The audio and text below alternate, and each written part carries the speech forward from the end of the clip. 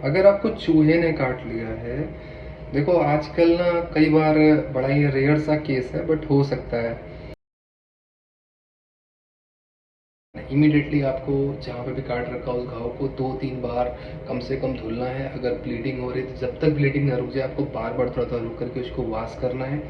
और कोई आपको एंटीसेप्टिक क्रीम जैसे कि कोई बर्नॉल वगैरह हो, इस टाइप की चीज़ें वगैरह आपको वहाँ पे लगा लेनी है। और फिर सेवलॉन या डिटॉल हो तो उससे भी वॉश करना है। इससे क्या होगा, जो बैक्टीरिया वगैरह होगा वो ब्लड के आसपास वो कम से कम साफ हो जाएगा।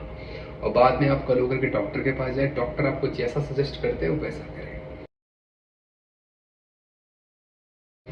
दिल्ली जैसे शहरों में खास तौर से बहुत बड़े बड़े मोटे ताजे चूहे घूमते हुए दिखाई देते हैं। कई बार ऐसे केसेस आते हैं कि जो छोटे बच्चे होते हैं सो रहे होते हैं, या कभी कभी बड़े लोग भी हो रहे होते हैं सो रहे होते हैं नींद में, तो चूहा पहुंच जाता है, उनको काट लेता है कहीं पे। तो भाई क्वेश्चन आता है, क्या रेबीज का इंजेक्शन लगवाना है या नहीं लगवाना है। अगर आप WHO की हेल्थ लाइन को पढ़ोगे, या जो भी हमारे इंडिया की जो भी हेल्थ इसके बारे में जो भी गाइडलाइंस है, अगर उन सब चीज़ों को आप पढ़ोगे तो वहाँ पे साफ साफ लिखा हुआ है कि रेबीज़ का खतरा ज़्यादातर बड़े जानवरों में होता है, जैसे कि लोमड़ी हो गई, कुत्ता हो गया, बिल्ली हो गया।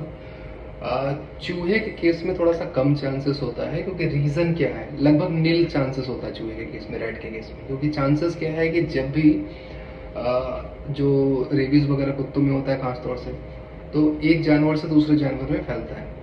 लेकिन अब किसी बड़े जानवर से चूहे में ट्रांसमिट होने के चांसेस नहीं बनते हैं, क्योंकि मैक्सिमम केसेस में अगर कभी कोई कुत्ता मान लो चूहे को काट ले, तो कुत्ता क्या सर्वाइव नहीं कर पाता, क्योंकि कुत्ता छोटा तो मर जाता है। तो जनरली क्या होता है, रेबीज कुत्ते से चूहे में ट्रांसमिट नहीं होता है। तो इसलिए there is a huge possibility कि रैट के काटने से आपको रेबीज नहीं हो सकता है। बट फिर भी गाइडलाइंस में बोला क्या है कि अगर जो चूहा है वो घर में रहता है, छोटे मोटे चूहे हैं, तब तो चांसेस नहीं है। लेकिन अगर कोई बड़ा सा जंगली वाइल्ड टाइप का रैट है तो आपको थोड़ा बहुत चांसेस हो सकता है। और कुछ केसेस देखे गए हैं रैट के काटने के बाद रेबीज के, बहुत ही मिनिमम से। तो इसलिए सजेस्ट किया जाता है कि अगर रैट वाइल्ड हो तो फिर आपको रेबीज के इंजेक्शन लेने चाहिए। और जनरली आप चाहो तो इसको डॉक्टर के ऊपर छोड़ सकते हो।